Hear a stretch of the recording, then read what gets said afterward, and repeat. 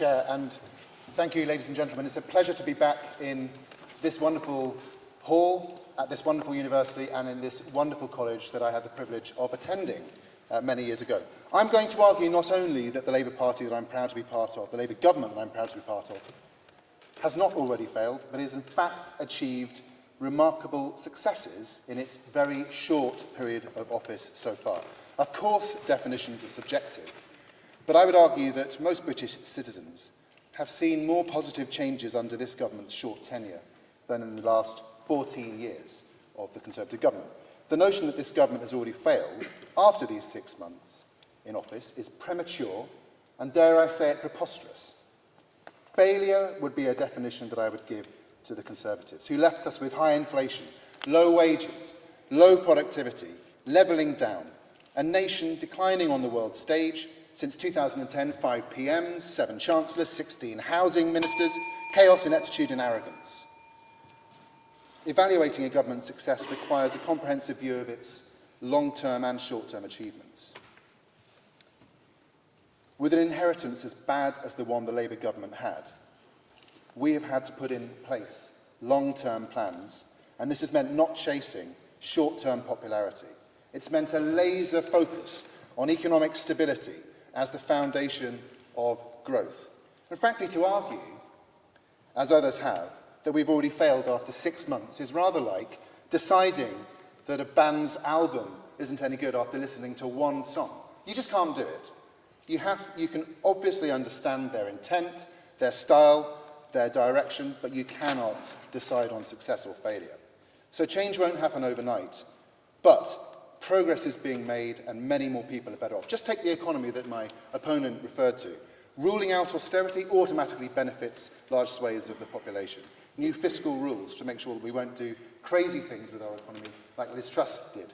On transport, renationalising the railways so that customers come first. On buses, £1 billion more for our buses. Local control through local democratically elected representatives so that we can choose the right routes and better fares for people, capped at £3 until the end of 25. Housing, 1.5 million new homes, and Angela Rayner, who grew up in a council flat, absolutely dedicated to the mission to build those homes and social and affordable homes. On the environment, actually punishing water companies when they pollute our rivers and seas and lakes, finally after the 14 years of chaos and mess. A British energy bill that will deliver secure homegrown energy. On education, 6,500 more teachers, a new curriculum review. On the NHS, I personally voted for £25.6 billion over this year and next to get that waiting list down. On defence, spending to rise by £3 billion. Providing affordable transport isn't a failure. Minimum wage increases are not a failure. Free breakfast clubs in schools are not a failure. A child poverty task force, not a failure. Ending no-fault evictions. Homes for UK Armed Force veterans. Ending exploitative zero-hour contracts. A new deal for working people. These are not failures. And if it's your definition of failure, then I believe that you're a cynic, or worse.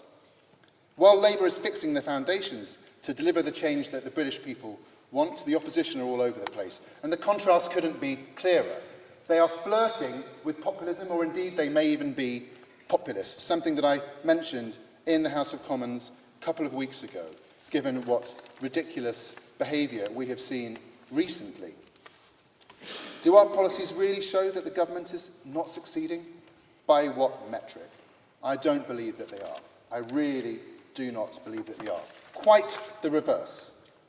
While the media and the right talk this government down, in fact, we're getting on with changing our country for the better in the interests of ordinary people. And in fact, my opponent talks about the economy. The IMF today raised its forecast for growth in 2025. We will be, according to the IMF, the third strongest country in the G7 next year, and indeed, we will be the third strongest GDP growth in the G7. Yes. Did it not, in 2024, downgrade UK growth from 1.1% to 0.9%? Which is actually a flatlining of the economy, which is what we've seen for 14 years. We're now talking about growth.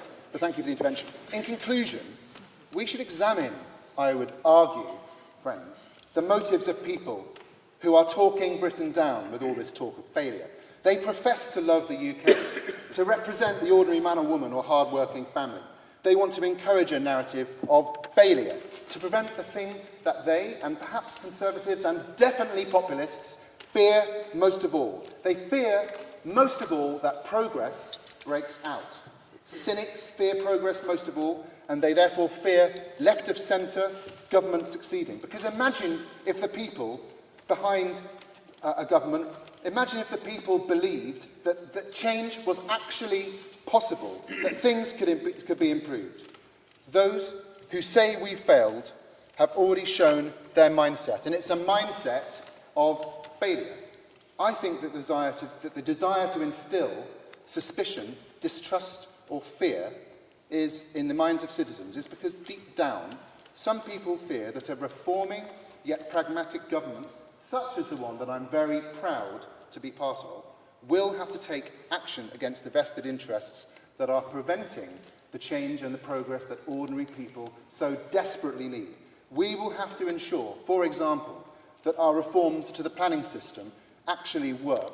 And we've already ended the ban on onshore wind. We've already unleashed far more planning proposals that were held up for years and years by NIMBYs. We are going to deliver those 1.5 million homes, more factories, so that people can have the jobs that they need, well-paid jobs, thanks to our reforms. We're already rebalancing the relationship between the tenant and the landlord. We are taking on vested interests, and that's perhaps why people are calling our relatively minor changes that we've made in the last 6 months failure. So the mindset of failure, let alone this preposterous motion, which talks of the failure of this Labour government that, as I believe I've already set out, has made significant change, positive change already. The mindset of failure exhibited by my opponents is the ultimate failure because it undermines the very concept that democratic government should and can make things better. Now, perhaps in a landscape such as that we inherited in 2024, littered as it was by the evidence of failure, which cynically perhaps appeals to those who seek to divide, who seek to perpetuate vested interests, who can afford the price of failure to achieve progress in this country. I, in contrast, choose progress, and we on this side choose progress, hard as it is to achieve. But only democratic progress can truly defeat a mindset of failure. Ladies and gentlemen, the Labour government certainly has not failed by any metric whatsoever. We are getting to work to fix the broken economy. We're putting in £100 billion of investment into our economy. There will be an industrial strategy. We haven't failed. We've already started to succeed. But you will be the judge of that in a few years' time. Thank you very much.